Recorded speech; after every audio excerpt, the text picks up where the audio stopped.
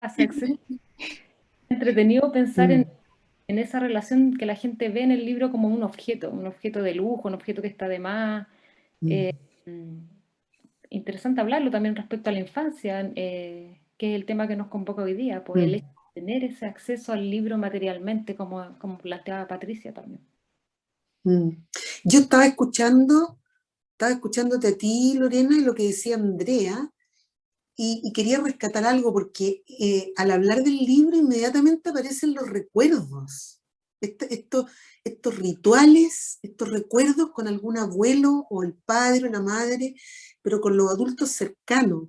Y como en este momento estamos hablando del libro infantil, ¿no es cierto? Esto que leer es jugar, yo también como psicóloga quiero enfatizar el tema de que la lectura, ¿te fijas? En los niños más pequeños por lo menos, se produce básicamente a través de un mediador, de un adulto que media esa lectura y que introduce al niño en una lectura, ¿no es cierto? Entonces, el contacto amoroso, ¿no es cierto?, que se produce a través del libro va a ser como bastante determinante en el vínculo afectivo que ese niño establezca con ese adulto, ¿no es cierto?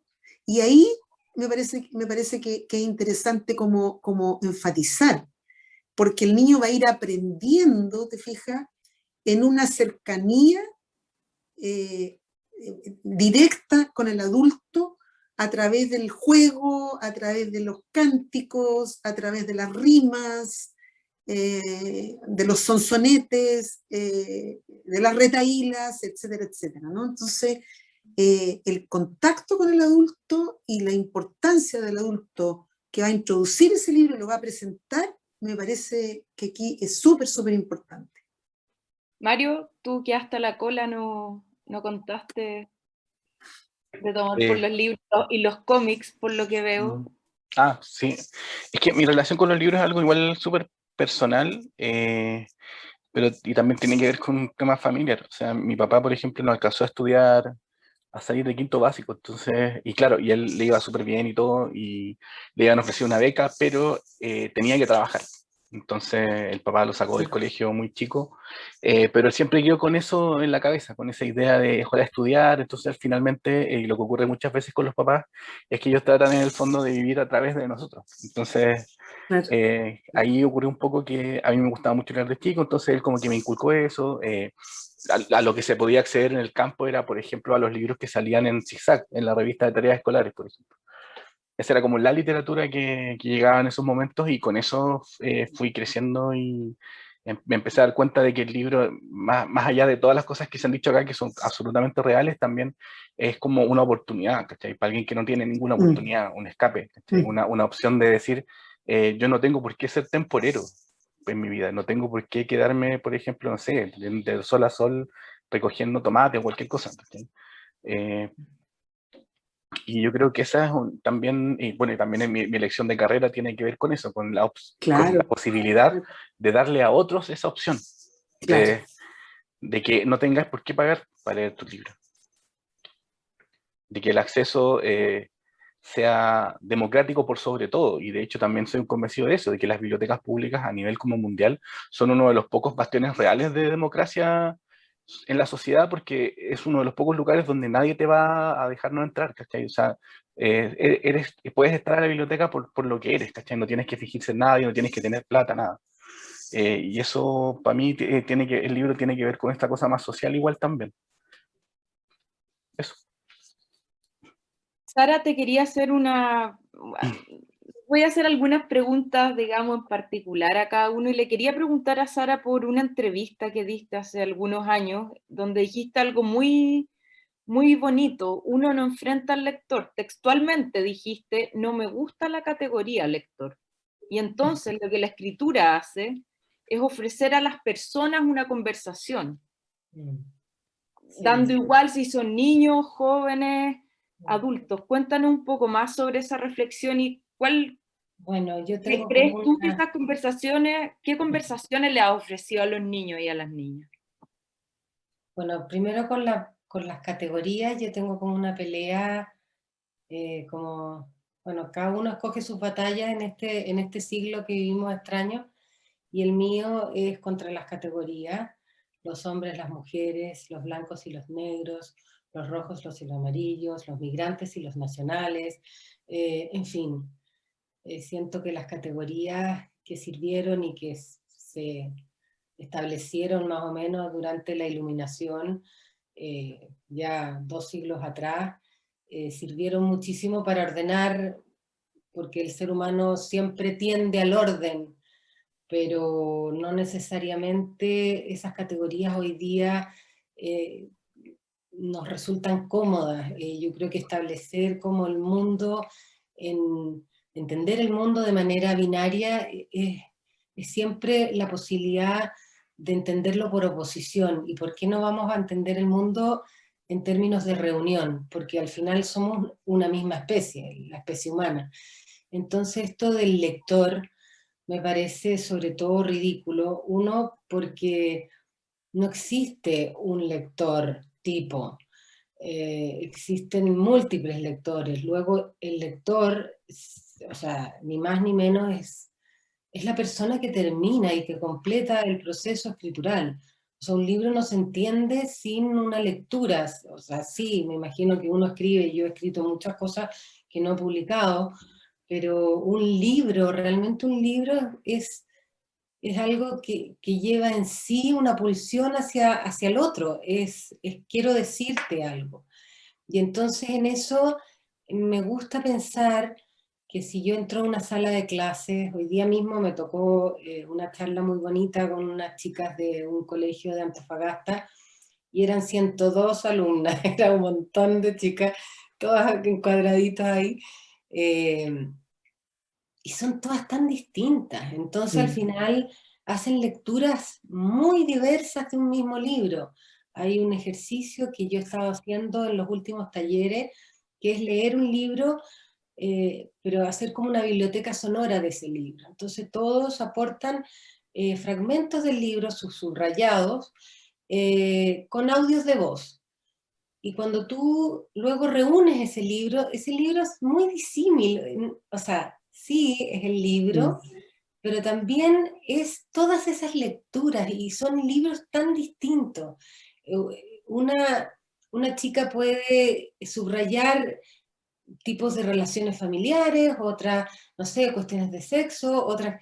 Entonces yo siento que cuando uno agrupa como sobre todo a niños, niñas, adolescentes y jóvenes en una categoría de lector, y luego además le pones una edad, y luego además dice, no, este es mejor para niña y este es mejor para niño, porque este habla como de guerra, y este habla como de amor y de peluches y de qué sé yo, finalmente lo que estamos haciendo es ahondar en estas categorías que al final resultan como sistemas un poco estancos, que no representan realmente el individuo que está detrás, y sobre todo en el caso de los niños y las niñas, y ahí tomo la segunda pregunta tuya. Yo creo que lo que uno tiene que promover, la conversación que tienes que llevar, es como a una pregunta. Siempre un libro es una pregunta, o varias, millones, pero en realidad muchas veces uno lee un libro y queda con una conversación muy fija, o queda con una idea, con algo que se resuelve, o algo que es una nueva inquietud, una búsqueda. Entonces a mí me parece que es bonito como abrir ese libro a tantas lecturas como individuos tienes en una clase, en una sala de clase, y que ese libro es tan válido, el libro que leyó la número 1 y luego la número 40, es tan válido como la número 25, 27, 8, 5, no sé, en fin. Entonces eso, yo creo que todo lo que nos lleve como a, a encasillar las lecturas, a como normarlas, a decir, este libro trata de, al final es atentar contra ese ser humano que se ha echado a andar, y que se han echado a andar sus preguntas, su curiosidad. A mí me gusta pensar, más que en las palabras de los lectores, como en curiosos, porque sobre todo cuando son niñas o niños, entran a la biblioteca con un entusiasmo loco y todo lo revuelven, lo sacan 200 libros, leen un poco, después lo tiran, quieren otro, y entonces de repente se quedan con un libro. Y esa curiosidad es muy interesante porque no es antojadiza, es parte de su búsqueda, es parte de las preguntas que se están haciendo. Entonces eso, yo creo que lo que en realidad yo no te podría decir que yo escribí los libros para formular tal o cual pregunta, pero sí me gusta pensar en los libros como una posibilidad de conversación disímil, en la que, en la que hoy día, por ejemplo, yo, no sé, recibí 10 preguntas diferentes sobre un mismo tema en el mismo libro. Entonces, es bonito eso, es muy bonito abrir esa posibilidad, la de que detrás de este, comillas, lector, esta categoría como extraña que puede ser como casi normada, un lector es, en realidad tenemos individuos y lo último que quiero decir sobre eso, cuando uno tiene, como asume esa responsabilidad de que detrás de un lector hay un individuo, uno no se permite como infantilizar la infancia. A mí me subvierte mucho esa necesidad de tanta gente de como infantilizar a los niños y a las niñas.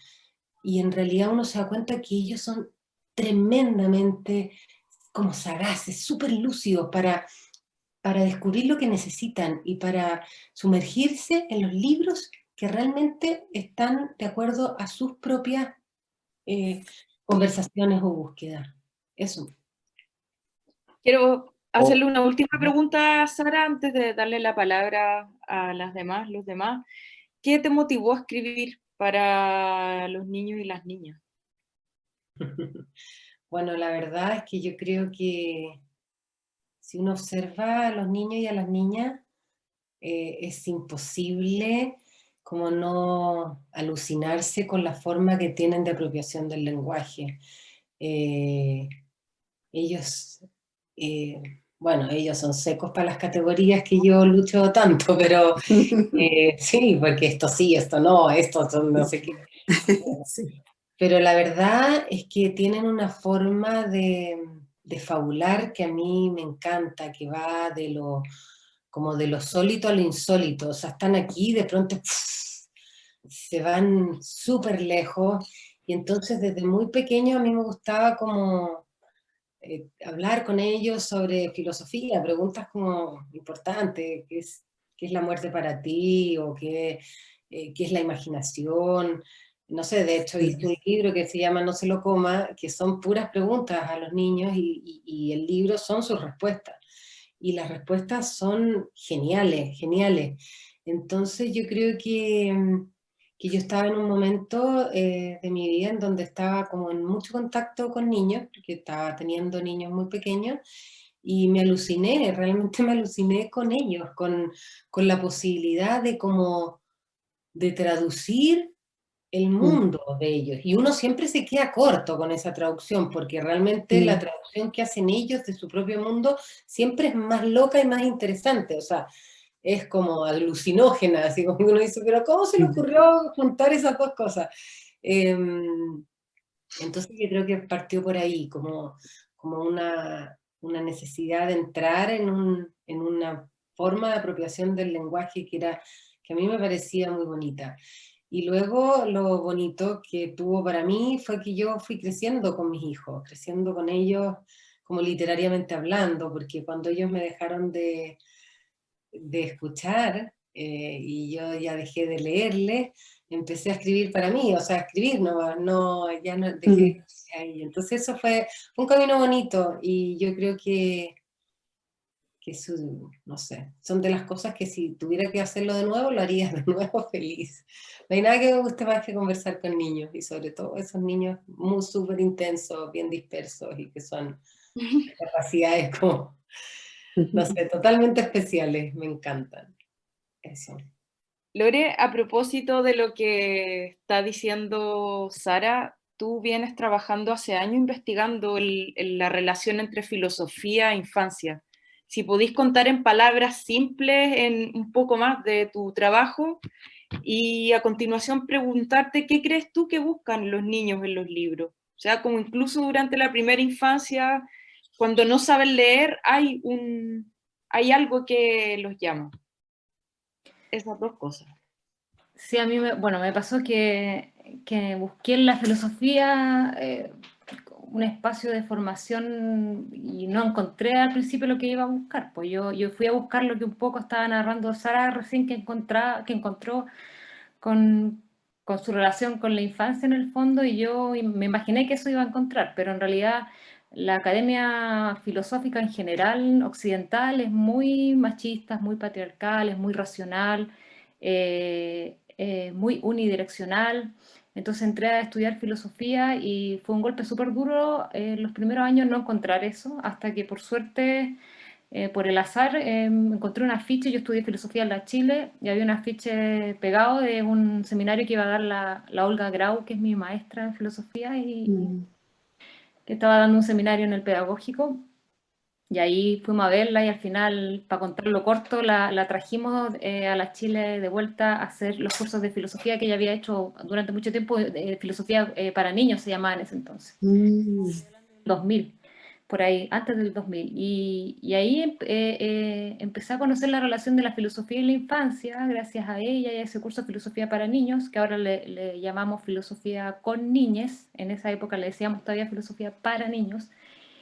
Y me di cuenta que esa era la filosofía que yo estaba buscando y que no elimina la otra, son caminos distintos de entender la filosofía, pero esta filosofía, un poco que hablaba la Sara, que es una búsqueda del saber, y ahí me agarro de otro filósofo chileno, Humberto Giannini, también un filósofo un poco de la disidencia, que él hablaba que el saber tiene que ver con el sabor.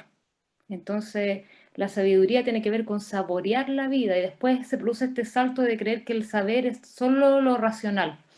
Y en ese sentido, la infancia saborea la existencia, o sea, no hay una separación cuerpo-mente, no hay una separación, hay estas categorías que decía Sara, pero son categorías súper caóticas, y en ese sentido caótico se conectan con una existencia más animal de alguna manera, y menos angustiada en una proyección de por qué estoy haciendo esto. Estoy preguntándome esto para lograr una respuesta. A veces no, a veces sí.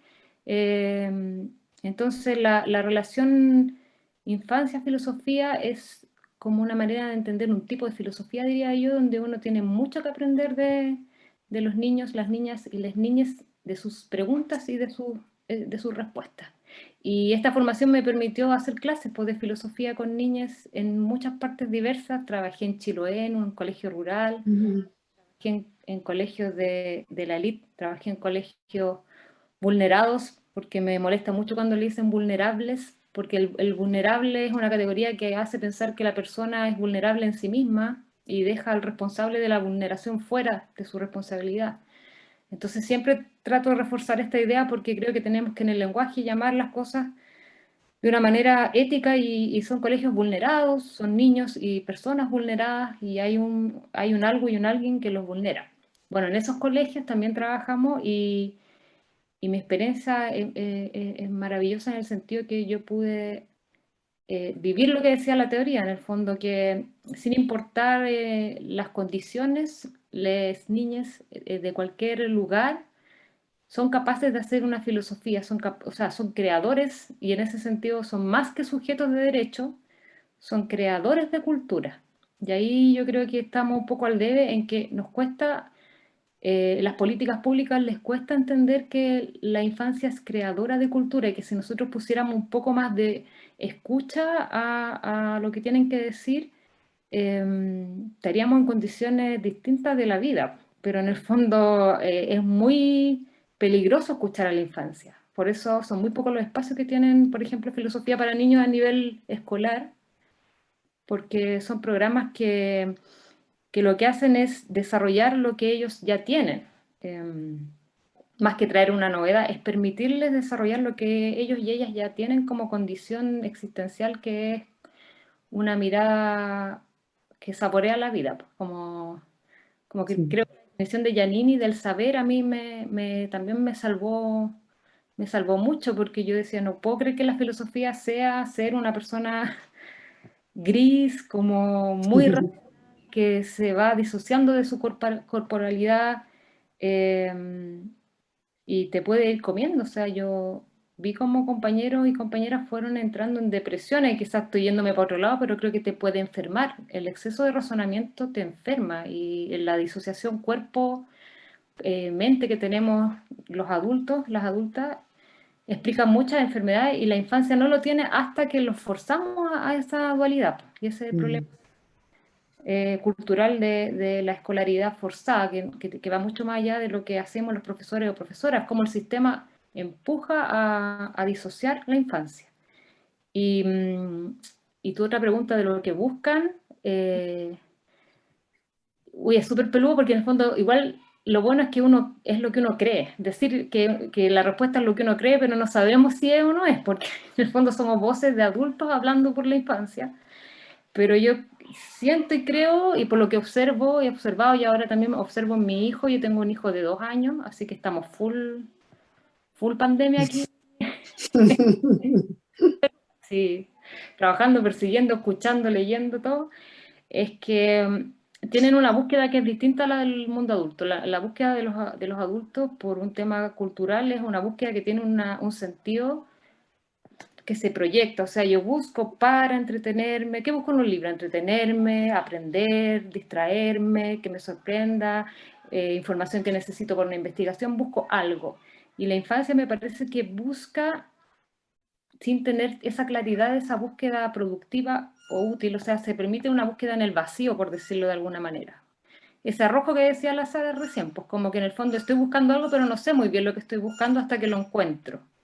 Y lo encuentro desde ese saborear, porque estéticamente algo me llamó en los colores, porque hay una palabra, porque hay una forma, y eso que se menosprecia de la infancia, esa noción estética que se menosprecia de la infancia, me parece que es un valor que nosotros deberíamos volver a revisar, más que despreciar y problematizar. O sea, también comparto lo que se ha dicho, que la idea de infancia, de verlos como menores en un sentido racional, estético, como una proyección, es un error muy, muy, muy grande, porque a mí me parece que las personas que mejor escuchan, pensando en la primera infancia, por ejemplo, cuando no se sabe leer, en ese periodo donde el ser humano más sabe escuchar la historia, escuchar el relato, escuchar la naturaleza, y después se va perdiendo la capacidad de escucha por la capacidad de la vista, la hegemonía de mirar para aprender que tiene la enseñanza en general. Son pocos espacios de escucha, entonces habría que darle una vuelta, y si solo se lee con los ojos, por ejemplo, o la infancia lee escuchando, ¿cómo es esa lectura? Eso se me ocurre por ahora, Sol. Gracias, Lore. Patti, tú has hecho un cruce entre, digamos, la literatura para niños y la psicología. Sí. ¿Qué te motivó a hacerlo y, digamos, de qué manera estos libros permiten abrir un espacio de diálogos entre niños y adultos respecto a ciertos temas complejos de tratar? Sí, sí. Mi afán de escribir, digamos, claro, es porque yo soy básicamente juguetona, ¿ya? Me defino como una persona juguetona, creativa, me gusta como explorar diversas manifestaciones artísticas, pero en mi experiencia como psicóloga he estado muy cerca del sufrimiento de los niños, ¿ya? Entonces, de alguna manera siento que a los adultos se les vuelve difícil acceder a ese sufrimiento, ¿no? Como que a los niños les faltan de repente, faltan canales, a los adultos les falta tiempo y paciencia, y esto que decía la Sara de la necesidad de traducción, yo siento que el psicólogo que trabaja con niños es un traductor a la vez con mago también, ¿no? Porque tiene que traducir lo que le está pasando, pero a la vez desarrollar instrumentos como para ayudarle a reconectarse con vivencias más nutritivas, más positivas, digamos. Entonces, en el libro, además de que me divierte escribir, ¿no es cierto? Siento que como psicóloga, claro, he ido tomando una identidad como escritora que se acerca necesariamente a esta traducción, pero también con el ánimo de entregar un poco una herramienta, aunque suene un poco como pragmático de repente, pero también siento que me acerco a eso, ¿no? O sea, con el libro Empatía, por ejemplo, siento que me pasó eso, que imaginaba ejemplos, digamos, que conocía, donde los niños estaban sufriendo, necesitaban darle como comprender, pero además denominar un poco lo que les pasaba, ¿no? Entonces ahí la palabra aparece como una herramienta súper importante en la comunicación con el adulto, ¿ya? A veces los niños no saben explicar lo que les pasa. El dibujo para mí ha sido una herramienta súper importante porque en los dibujos aparece el sufrimiento de los niños sin palabras. Entonces la posibilidad de saltar de la imagen, por ejemplo, a la palabra, sí constituye un avance terapéutico para mí, ¿ya? Y eso creo que también es un aporte para los padres, que a veces ven los dibujos, ven el juego, pero no pueden entender lo que les está pasando. Creo que también ahí el psicólogo que puede escribir está aportando algo, ¿no? Está aportando una situación que ayude, ¿ya? Por otra parte, también, claro, los psicólogos trabajamos con emociones, bueno, muchos trabajamos con emociones, pero el vínculo, creo que en las sociedades y con los tiempos se han ido como dañando mucho los vínculos, esto que reportaba Lorena, por ejemplo, ¿no? Este vínculo con los padres, con los abuelos que te relataban historias, estos juegos siento que se ha ido perdiendo en este ritmo que llevamos tan acelerado, ¿ya? Entonces también creo que el libro y una lectura compartida te devuelve eso, ¿no? Te remite como al vínculo, a los silencios que decía también Sara, ¿no? Al encuentro.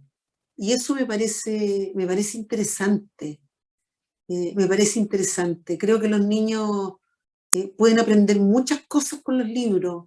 Se pueden divertir, pueden encontrar palabras que los representan, ¿ya?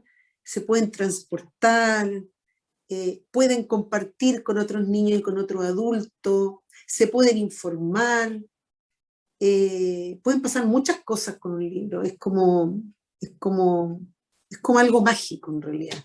Entonces poder aportar eso me parece interesante.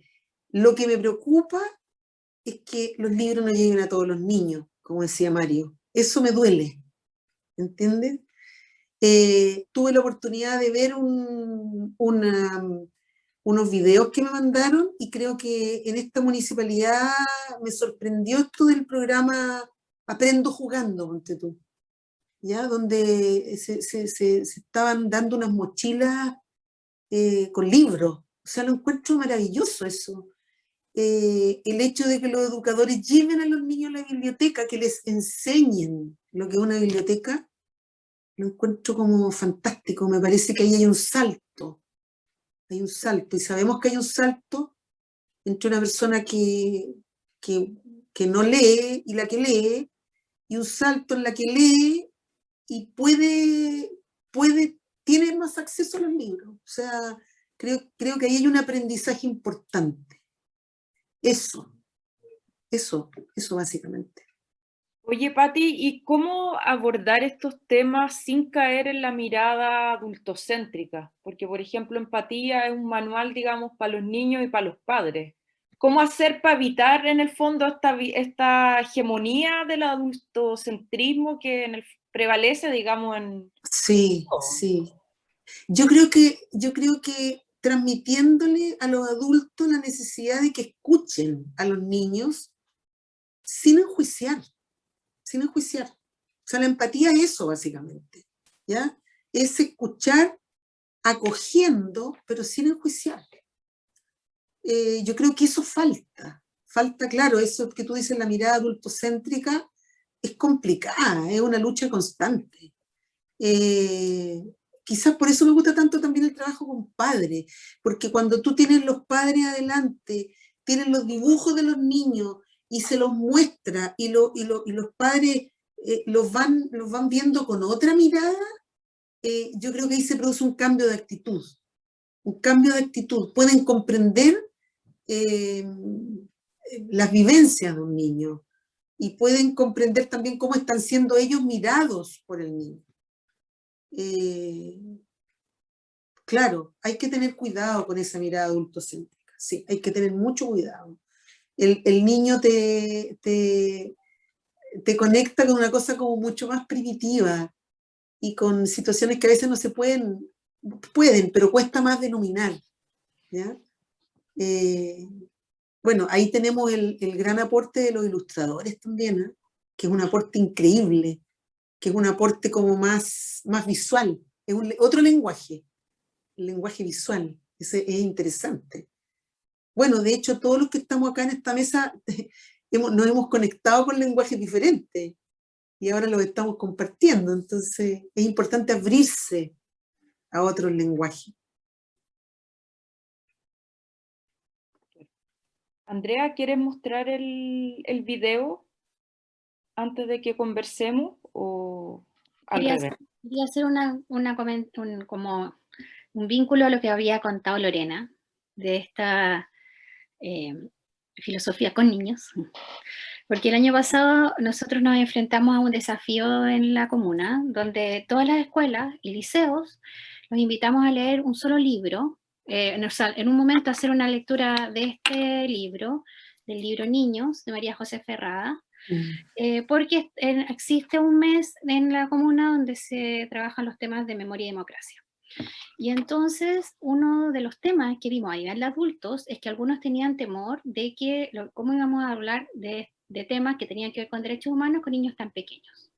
Porque este es un libro donde, imagino que todos conocen, pero que es un libro donde María José le escribe a cada uno de los niños que aparecen en el informe Valech que fueron asesinados en dictadura.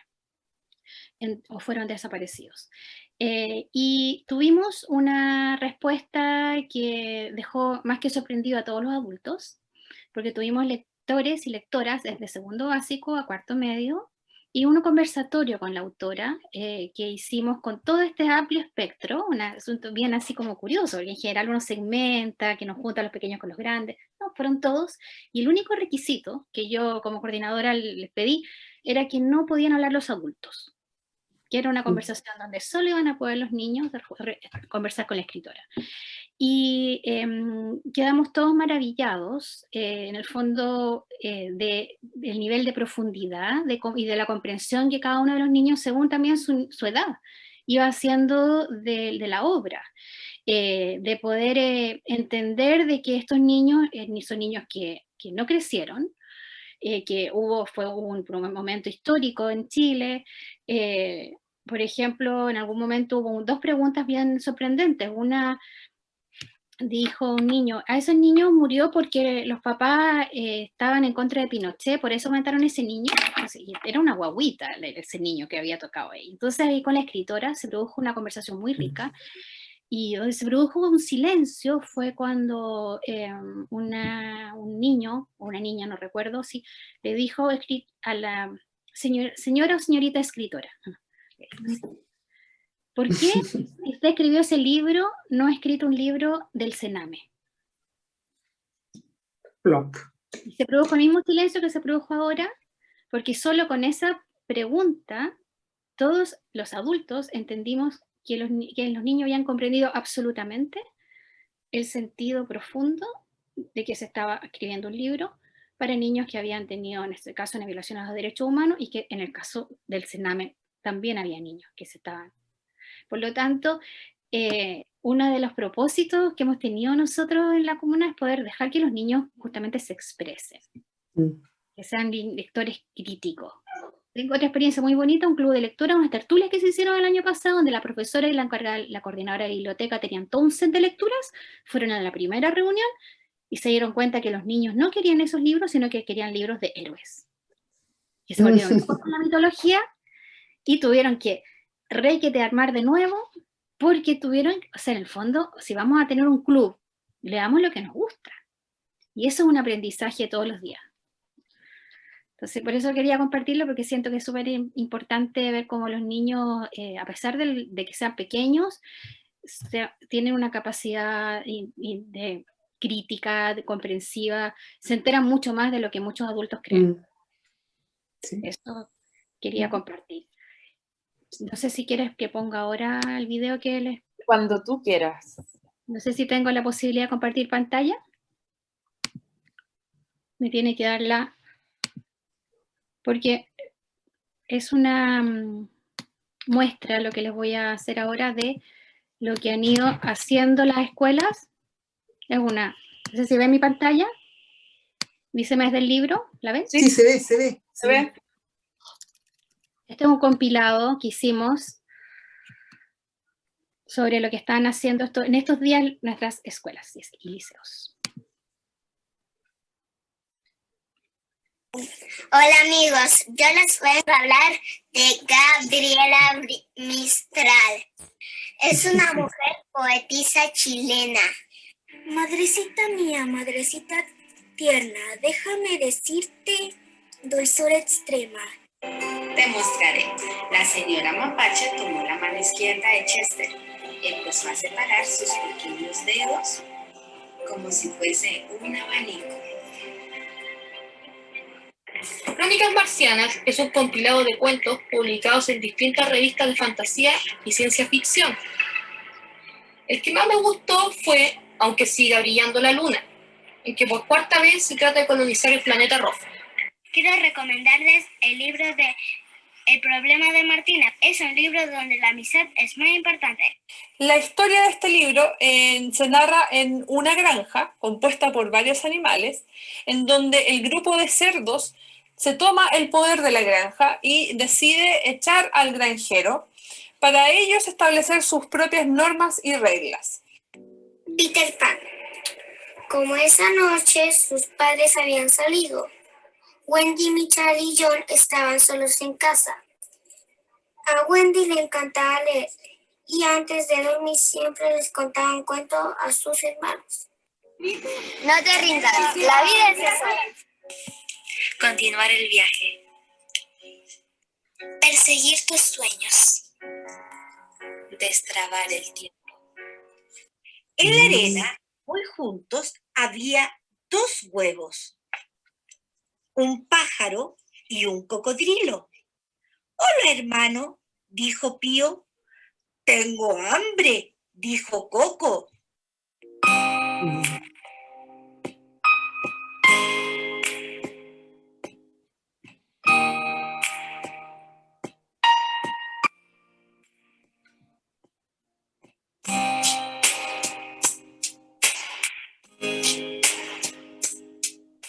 León y su tercer deseo. Y este libro se trata de un niño que desde su último cumpleaños algo cambió.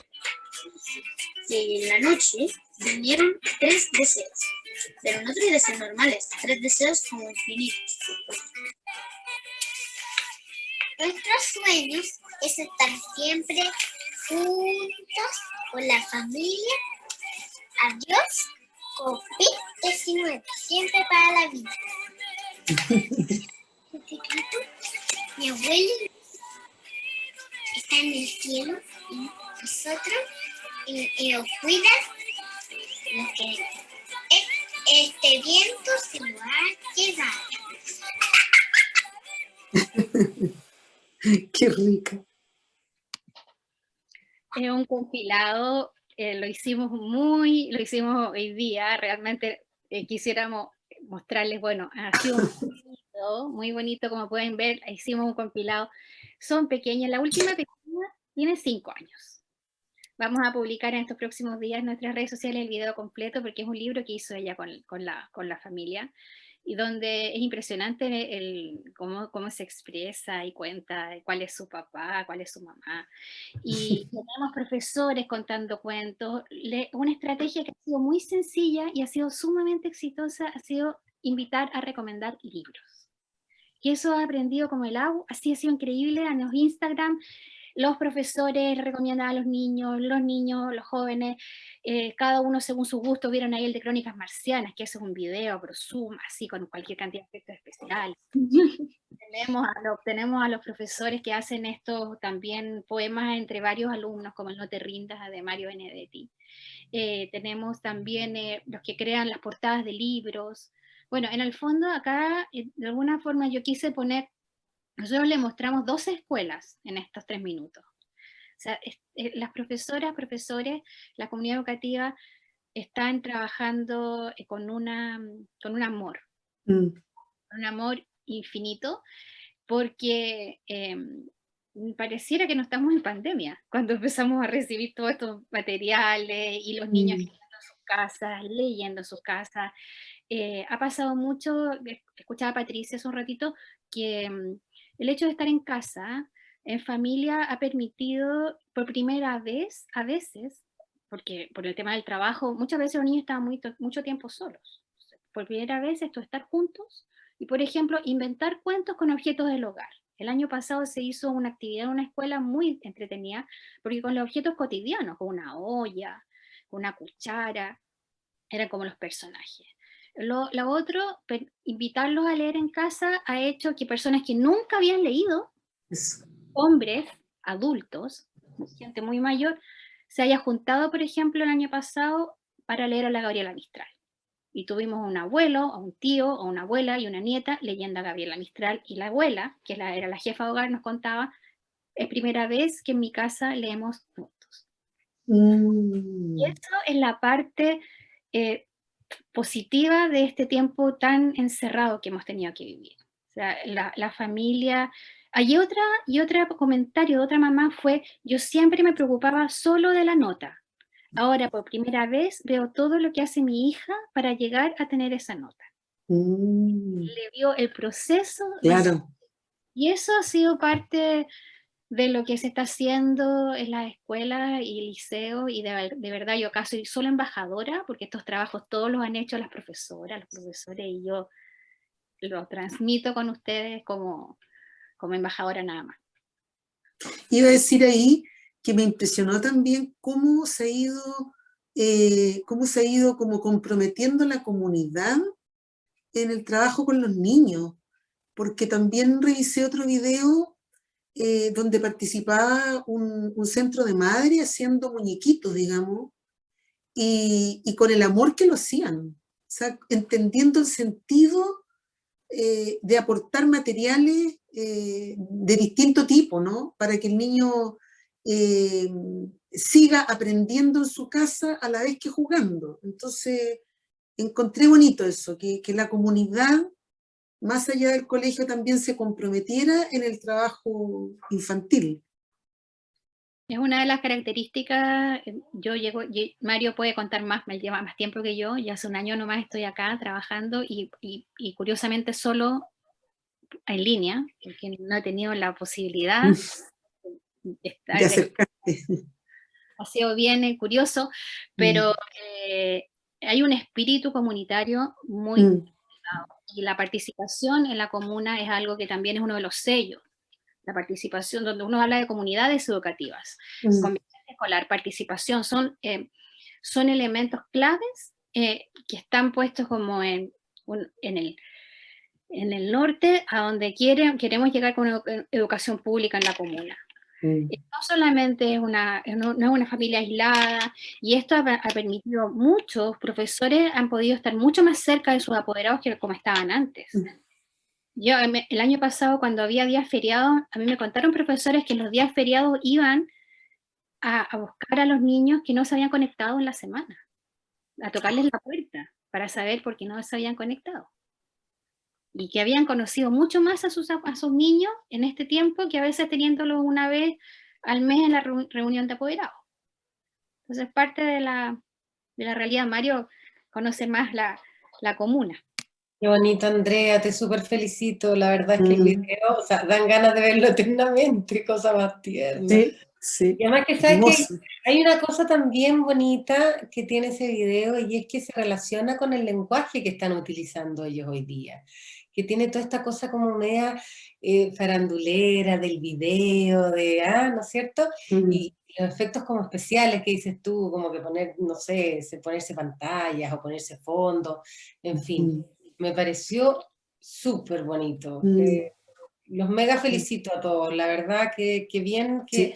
que se trabaje como colectivo además, como que se vea como grupo, no la escuela, ¿no? Sino que el grupo de escuelas vamos a estar aquí. Eso lo encuentro maravilloso. El tema de la excelencia en la educación pública, o sea, el realmente creer que la educación pública tiene que ser la mejor educación. Y eso es algo que no es un eslogan, o sea, y que yo estoy muy impresionada, siempre lo he dicho, el compromiso de los profesores y profesoras. Es un trabajo mucho más allá del horario, mucho más allá de lo que... Sí. Y así Bueno, hay resultados. todos los trabajos que se hacen con amor, básicamente. Lindo, ¿no? Muy bien. Felicito. Bonito de ver. Oye, Sobre Andrea, todo, perdona, voy a decir, sobre todo en este periodo de pandemia, donde no sé cuál será el porcentaje de niños que tienen acceso a internet en la comuna. Porque ahí hay otro tema, ¿no? O sea, cómo deben haber un porcentaje que se está como perdiendo un poco ahí en los contenidos escolares. Las cifras específicas no voy a señalar porque no quiero equivocarme, pero lo que sí sé es que hay planes, por ejemplo, de conectividad, están empezando a entregarse también desde la corporación del municipio, se entregan para que los niños se puedan conectar, pero hay zonas en que efectivamente hay un rango de niños que es muy difícil, porque a veces el apoderado llega en la noche y es el único teléfono que hay. Claro, me imagino. Se le cae. Yo he estado en talleres, con niñas, y que las niñas están en la mitad y se les cae el internet. Claro. Pero en el fondo hay un seguimiento desde las escuelas para que ese rango sea el menor y poder reforzar justamente a los niños y niñas y jóvenes que no tienen esa posibilidad. O sea, ahí hay un trabajo gigante de la escuela. Gigante. La jefatura técnica, para poder hacer un seguimiento de lo que está pasando con los niños y niñas y jóvenes.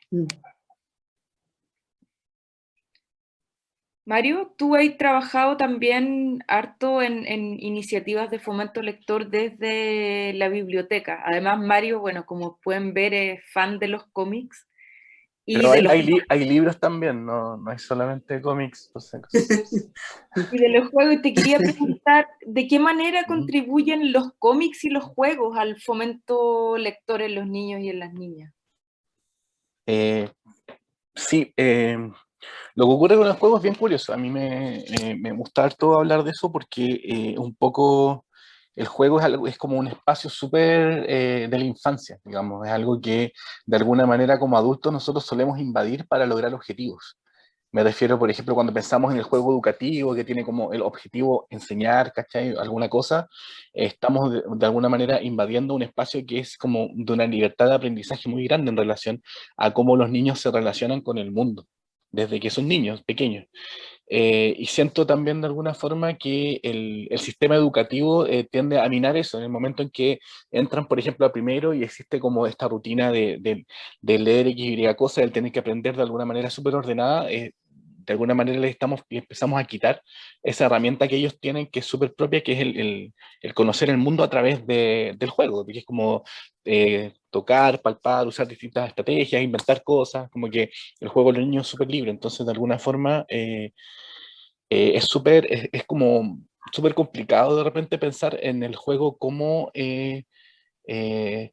crear un juego, por ejemplo, para enseñar cierta habilidad o para que aprendan cierta cosa. Lo que usamos generalmente es como el juego, pero sin una presión o sin un objetivo como como de enseñar algo, sino que solamente por jugar. Generalmente en el jugar ya existe como un montón de aprendizaje y desarrollo de habilidades que tienen que ver con cosas como, por ejemplo, no sé, el tema de los turnos, el respeto del espacio, el tema de las reglas, que es algo que se aprende generalmente solo en el juego, que es para la vida. Entonces también, por ejemplo, el tema del fomento lector lo hemos usado harto en el juego, pero con los juegos de mesa en particular, eso ya es para niños más grandes. Porque, claro, te permite, por ejemplo, conocer o llegar a un tipo de, como de lectura, o sea, pero de otra forma, no de la manera como de leerse este mamoteto de libros, sino que, por ejemplo, cuando implementamos la biblioteca en Providencia, teníamos un juego que se llamaba La Vuelta al Mundo en 80 días, que era una especie de Ludo, por ejemplo. Entonces, a través de ese juego, que tenía unas reglas sencillas, etcétera, los niños podían llegar a conocer la historia y después se interesaban en leer el libro, por ejemplo, o saber quién es Julio Verne. Entonces, finalmente, eso servía como una especie de puerta de entrada hacia otras cosas, que como las lecturas más amplias.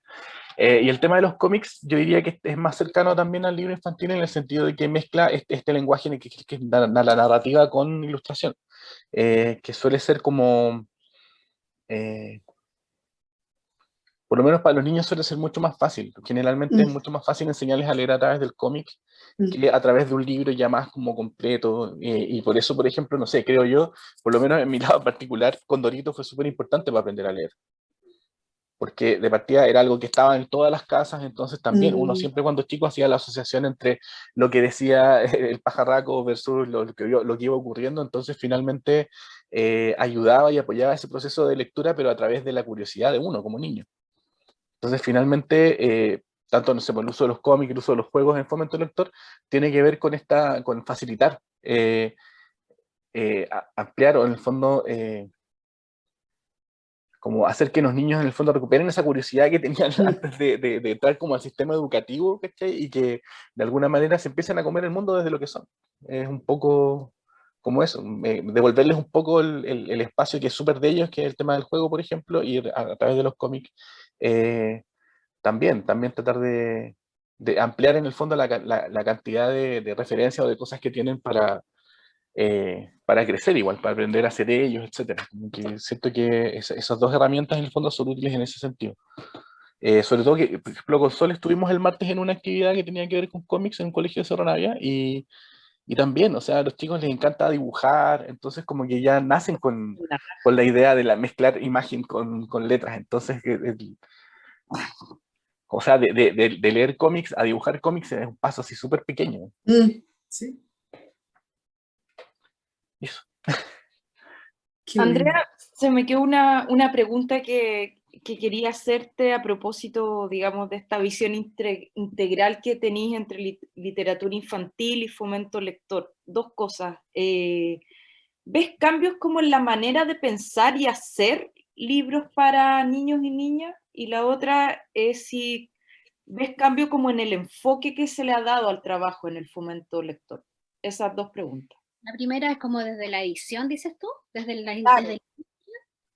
industria. Hay cambio en las temáticas, Ahí hay un tema, ahí te lo pasa que yo creo que hay dos líneas. Uno, por un lado, está el tema como de la empresa, porque las editoriales, bueno, tú bien sabes, cuando uno trabaja en grandes empresas, en grandes editoriales, a veces viene esto de las modas. Basara lo debe saber muy bien. Hubo una época en que era todo gótico, era todo negro, todas las portadas negras con sangre. Pasamos por el tiempo los vampiros, pasamos por los migrantes, pasamos por... Entonces hay una parte que es como, yo creo que es un carril donde las editoriales, ahí tienen su departamento, no sé, de marketing, no sé qué piensan. Pero hay otra línea, yo creo que es muy valorable descubrir lo que está pasando con las pequeñas editoriales, y ahí salido, y cómo cada vez uno va viendo cómo se van haciendo espacios editoriales emergentes, donde, por ejemplo, están empezando a rescatar libros de la Virginia Woolf para niños. Por ejemplo, hay una editorial que no voy a recordar el nombre en este minuto, pero es una editorial chiquita, chilena, donde están poniendo libros que son de grandes autores, como este libro de, ahí Sara me va a ayudar con el nombre, de este libro alemán del hombre que tenía en las manos con tijera, que se va a publicar en Chile, por ejemplo. Es un libro clásico de la literatura, y entonces hay una gran necesidad, diría yo, de publicar, porque la industria de literatura infantil sigue saliendo editoriales, hay temáticas cada día más amplias. Estamos también hablando de cómo se está tratando de reflejar lo que es la diversidad. Ya no estamos hablando solamente, tenemos un Chile migrante, se están empezando a tomar temáticas de temas más difíciles, que a veces en Chile era difícil encontrar ese tipo de libros, familias diferentes.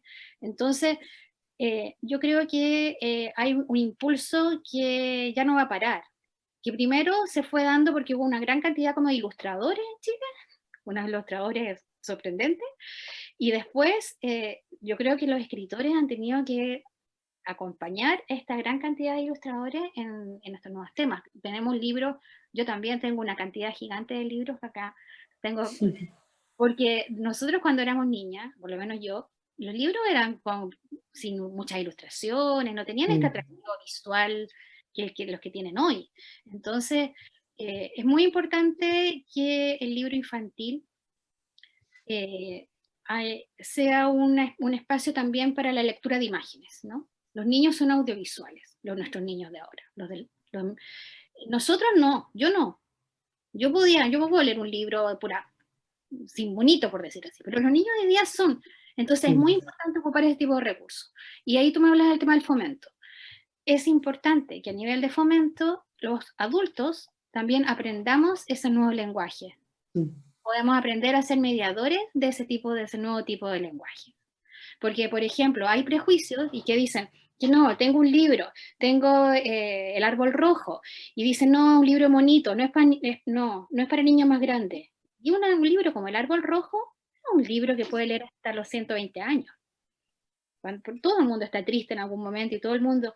Entonces, existe a veces unos prejuicios con esto de que los libros ilustrados, los libros álbum, no se pueden leer con niños o adolescentes. Yo te aseguro, o sea, de hecho he tenido experiencias y en el fondo acá es un trabajo de formación. Hay que formar a veces a profesores que son profesores ya que están en la etapa mayor y que no han tenido acceso en su infancia a este tipo de libros, para que los conozcan, creo yo. Por ahí... Igual son prejuicios que data de harto tiempo. O sea, generalmente el cómic en particular no fue considerado literatura o de calidad hasta bien pasados fines del siglo XX. O sea, tenemos el caso, por ejemplo, de este cómic que escribió Neil Gaiman, que se llama Sueño de una noche de verano, que es una aventura increíble donde el personaje de Sandman invita a William Shakespeare a que reproduzca su obra Sueño de una noche de verano frente a la corte de las hadas. Es una cosa así espectacular. Y ese libro ganó el premio a Mejor Historia Corta en unos premios en Inglaterra, y los escritores reclamaron por ese premio, y finalmente después de ese año, después de recibir el premio Gaiman, como que se propuso de que nunca más un cómic pudiera recibir ese premio a Mejor Historia Corta. A ese nivel. Pasó también lo mismo con Maus. Pero ha recibido, ha recibido. Sí. Ha vuelto a recibir, sí. Sí, ese sí, absolutamente. se ha vuelto a dar a cómics, sí. Sí, absolutamente. Es que también lo mismo pasa con Maus, con Ash Spiegelman, que de repente mucha gente lo ve como... Creo que Maus fue el segundo. Primero fue Gaiman y después fue Maus, algo así. Maus ganó el Pulitzer, la mejor novela. Sí. Entonces también generó un revuelo, porque era como, pero ¿cómo es un cómic? O sea, es más encima un cómic mal dibujado, que tiene como ratones, gatos, ¿qué es eso? ¿Okay? Entonces siempre había un prejuicio en relación a eso, porque la literatura, por lo menos en las bibliotecas editoriales, se considera como, entre comillas, alta literatura, como un libro grandote, no sé, hay ciertos autores que son canónicos, etcétera, pero el cómic siempre ha tenido algo que decir, siempre han habido autores y personas que han tratado de llevar los límites de la narración gráfica mucho más allá. Y recién ahora, hace unos pocos años, se ha vuelto como algo común, por ejemplo, en las bibliotecas, poder acceder a cómics. No, y hay una cosa súper importante, y todo lo que dijiste anteriormente cuando hablaste me gustó mucho en general, todo lo que contaste, y es que, por ejemplo, yo en mi caso particular tengo 3 hijos, y uno de ellos no era muy lector, y era lector de bastante basofia, como le dicen los españoles, en esa palabrilla que no ofende a nadie. Y la verdad que la única forma de entrarle como a los clásicos fue a través de los animes, de todas esas las relecturas en anime que Sí. se hicieron de los clásicos de Sí, siempre, digamos. hay unas ediciones pequeñas que son Sí, por ejemplo, esa, El y yo Capitán. el Fausto, por Sí, ejemplo, el primer libro que le di fue el Fausto, y ojo que esas ediciones son entendió. súper buenas. Está Súper buena. Entonces, sí, por está eso el te digo, Quijote, y yo creo que para gente que el tema de la palabra, el lenguaje, digamos, porque hay algunos que lo adoptan rápidamente y en realidad los monos, sí y no, les da igual porque quieren leer. El tema de que este libro esté como en dibujo y que tenga, digamos, diálogos, que son viñetas con estos diálogos ya un poquito más recortados, pero la historia es la misma, o sea, si es una buena traducción, realmente es espectacular y yo creo que permite que jóvenes y adolescentes que no se acercaban como a los clásicos más duros, si tú quieres, entraran, no sé, así habló Zaratustra, o sea, como cosas fuertes, como, y súper interesante. A mí me parece que eso hay que, ¿cómo se llama? Darle como ese valor que también ha tenido como estos vasos comunicantes, esta posibilidad de ayudar a la literatura a llegar a espacios o a chicos, digamos, que no estaba llegando, chicos y chicas, digamos. Igual los japoneses tienen una traducción en ese sentido, una tradición en ese sentido, por ejemplo, de que tenemos casos como los animes de Tom Sawyer, ¿cachai? O de repente había una compañía japonesa de anime que hizo un montón de historias de la literatura en versión animación, y también el tema de los cómics, como que de alguna forma es como bajar un poco como la alta cultura, digamos, al consumo masivo que tiene el No cómic. bajarla, es que no es bajarla, es Es que entrar entre en un comillas, porque en lenguaje. realidad es porque Japón Claro. tiene un sistema de edición en manga en particular que es como barato. O sea, por ejemplo, uno se compra un manga ya y vale menos que no sé, que un pan con Bueno, mortadela. los Naruto acá solamente son caros, allá Sí, son pues. súper Es que allá caros. también, incluso el papel es muy barato, se hace un papel de revista que es muy. Entonces, claro, por eso hay una tradición. O sea, ya, por ejemplo, no sé, toda la gente en el metro va leyendo así como manga, como que eso, se compra es como una especie de consumo barato, ¿no? Como de cultura. Entonces, también hay una cosa. Bueno, Lisa del Fondo de Cultura decía que efectivamente el fondo está publicando ya novela gráfica. De hecho, una de las primeras novelas que Sí. editaron en México fue Los años de Allende, de Carlos de Reyes, Allende. se llama, ¿no? Sí, de Carlos Reyes y Raúl Elgueta.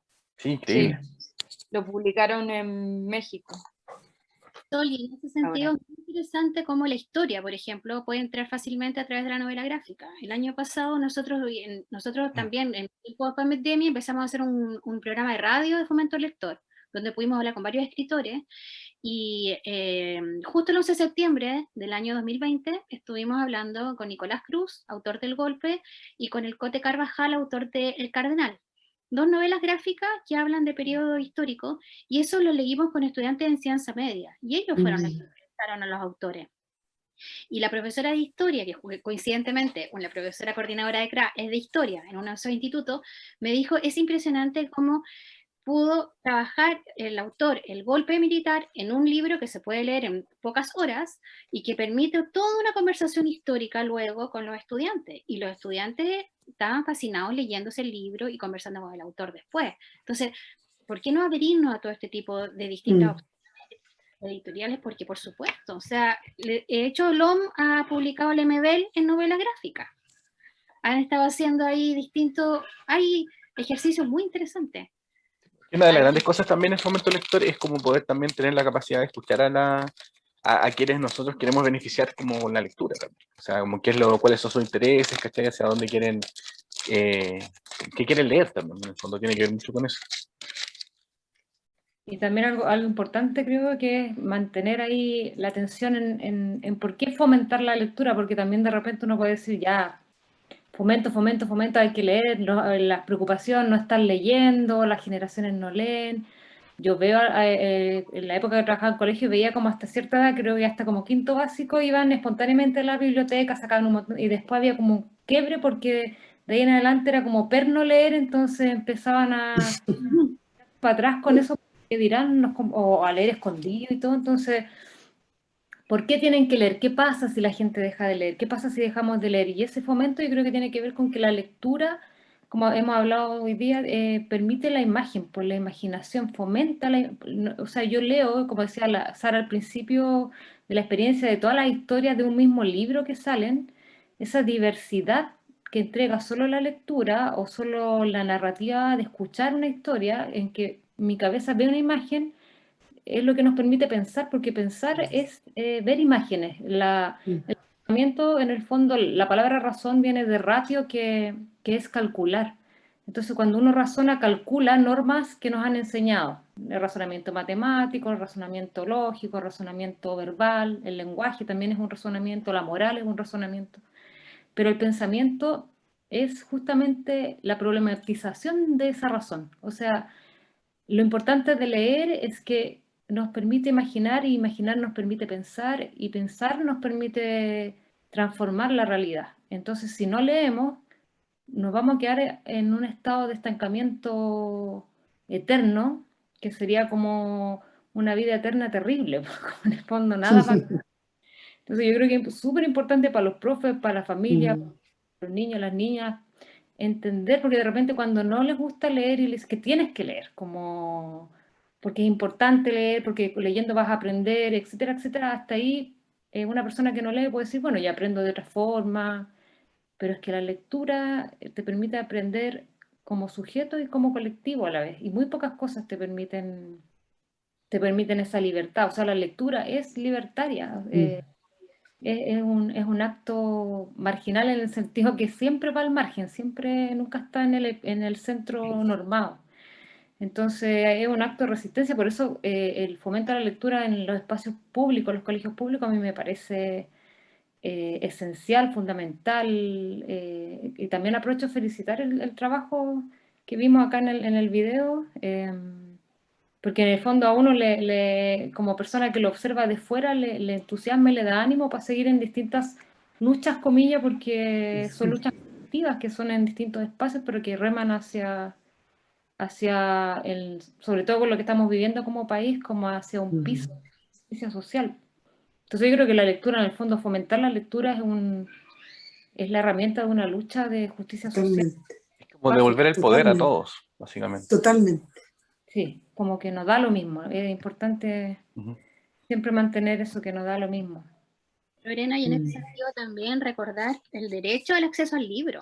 El acceso a los libros, o sea, por eso yo trabajé muchos años en la dirección de biblioteca, archivo y museo, y por ejemplo, en la época en que yo estuve, se abrió la Biblioteca Nacional para los niños, porque por ejemplo, antes no podían entrar los niños a la Biblioteca Nacional, el Palacio de los Libros. Entonces, había un tema, uno tiene el derecho al acceso a los libros, por eso, por ejemplo, acá también ha habido, en la escuela, ha habido una planificación de mejorar todas las bibliotecas. De tener, que sean lindas, con los muebles lindos, de colores, que tengan un buen piso, o sea, en el fondo, que sea un lugar agradable, que sea un lugar para que ganas de ir. ¿Entiendes? Y eso perdón, en la primera fase de esta pandemia en Uruguay, en las cajas básicas iban libros a las familias también, aparte de comida, iban libros. Años luz Uruguay de nosotros, pero... Sí, o sea, de hecho, en Uruguay yo me acuerdo de haber ido a una playa y era un pueblo muy pequeño, así, una cuadra de negocios, y de todos esos negocios, que eran como 20, eran 3 librerías. Que, por ejemplo, que encontrar a Terry Gilliam, o sea, a Terry Pratchett acá era imposible, y en ese momento estaban casi todos los libros de Mundo Disco allá, en una playa perdida en Uruguay. Por eso es tan importante que los lugares donde vayamos a leer también sean lugares lindos, o sea, de que nos gusten, sean luminosos, que sean coloridos. O sea, que en el fondo hay unos sillones mullidos ahora en las bibliotecas, en las escuelas. Este año esperemos que todas las escuelas ya hayan hecho su renovación. Si les sobra, nosotros felices recibimos también de esos sillones que en la biblioteca no tenemos. No, pero de hecho vino un gallo que es experto en hacer como mobiliario para bibliotecas y espacios, y les hizo unas cuestiones en la raja. O sea, las bibliotecas de aula quedaron maravillosas, con colecciones nuevas. Sí, lo que pasa es que hay algo súper común acá, por lo menos en Chile, y es que generalmente las bibliotecas son espacios como acondicionados para bibliotecas.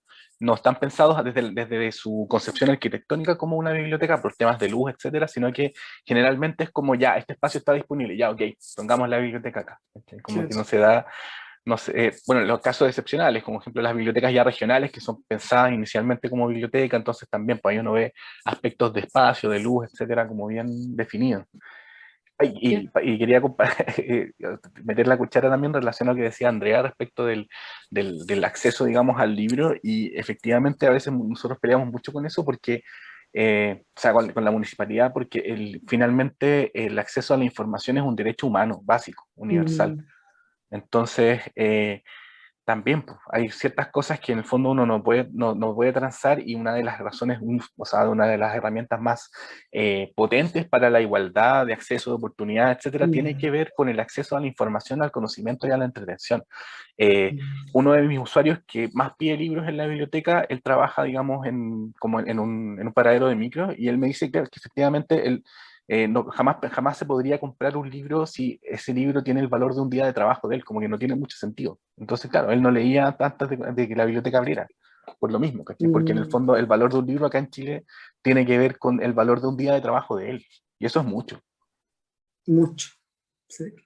También hay que valorar que en tiempo de pandemia ha habido bastante generosidad, y hubo una época en que muchas editoriales liberaron sus libros. Por ejemplo, ahora gratamente me entero que Patricia es la autora de Empatía, que es un libro que yo pude revisar porque fue liberado en unos días en que se regalaron libros. Y también es importante que la biblioteca digital ha sido muy usada en este tiempo, tanto la biblioteca pública digital como la biblioteca digital escolar. Han sido recursos que están disponibles y que han permitido llegar a muchos autores, aunque también con las dificultades, como decíamos al principio, de que no todos tienen conexión o no pueden descargar los libros, pero por lo menos hay hoy día materiales en línea que nos permiten hacer estas actividades remotas. Sí. Igual también nosotros, en particular, agradecemos harto como la generosidad de autores y de editoriales como el Fondo de Cultura, que nos donó una colección súper importante antes de la pandemia, digamos, y de hecho también pues, ha sido como una golosina nueva para los usuarios tener como esa colección de libros así como... Pero claro, igual cuando volvamos me imagino que ya estarán esperando a toda la gente que está expectante porque abramos, y siempre todos los días me llega un mensaje diciendo, oye, que la biblioteca está abierta, la biblioteca está abierta. Y en el fondo somos fans, somos Renca lovers. No, y sabes, Sol, que Qué bueno.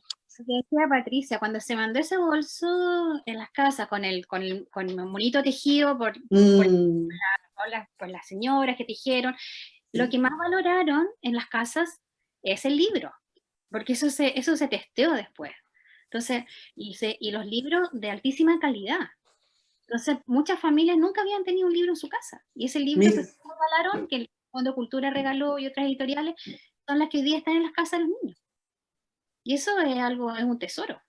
Sí, eso fue bonito porque nos contactamos, fue digamos como una alianza entre el fondo, Amanuta, Ecaré, Liberalia, y ahí se empezaron digamos a sumar y pudimos lograr con el propósito que tenían ahí desde primera infancia, pues, de que ningún niño se quedara sin un libro.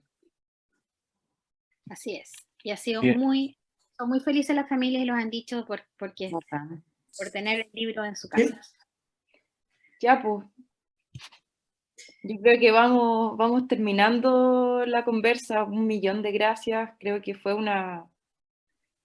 muy grato y muy reconfortante compartir con ustedes y eso. Y bueno, y los problemas de transmisión, Mario, ahí ya no te bajonices y se resuelve. Y esas cosas que ocurren. No, de esta grabación debería estar pristina y la subiremos pronto. Yo también quiero aprovechar la oportunidad de agradecer infinitamente la participación de todas ustedes en este conversatorio. Agradecer a Andrea, a Patricia, a Sara, a Lorena, por compartir con nosotros que estas conversaciones que también son tan necesarias y que yo creo que todos echamos de menos. Mucho de menos. Sí, y eso, también, yo agradezco haberlos conocido y escuchado sus visiones, porque cada uno ve el tema del libro desde una perspectiva diferente y bueno, y coincidimos en que todos pensamos en que el libro tendría que llegar a mucha más gente de la que llega, ¿no? Entonces, gracias por eso. Muchas gracias. Y bueno, Lorena, a Patricia, a Sara, los recibimos con los brazos abiertos en nuestras escuelas, para que hagamos otras actividades, así que ojalá tenerlas. Feliz, yo feliz. Cuando se pueda, feliz. En persona, si no, online. Muchísimas gracias, sí, interesantísimo escucharlas a todas. Gracias, Sol, también por la invitación, Mario. Igualmente. Los dejamos invitadas igual a otro conversatorio que tenemos mañana con Mario. Sí, que vamos a tratar de que funcione Que todo no pase muy lo bien. mismo. Sí, es que yo creo que, estaba viendo, yo creo que es un problema de conexión, pero ya eso tiene que ver con que me imagino que deben haber chorromil conversatorios en estos momentos en todas partes, y de hecho lo revisé y efectivamente en Instagram hay como 8 likes, en Facebook también, está todo el mundo conversando. Está el profe Massa en un conversatorio por ahí también. Así que eso, Bueno, gracias por su generosidad, por su tiempo, y que estén muy bien. Muy bien. Buen fin de semana. Igualmente. Chao a todos. Chao. Suerte. Chao, chao.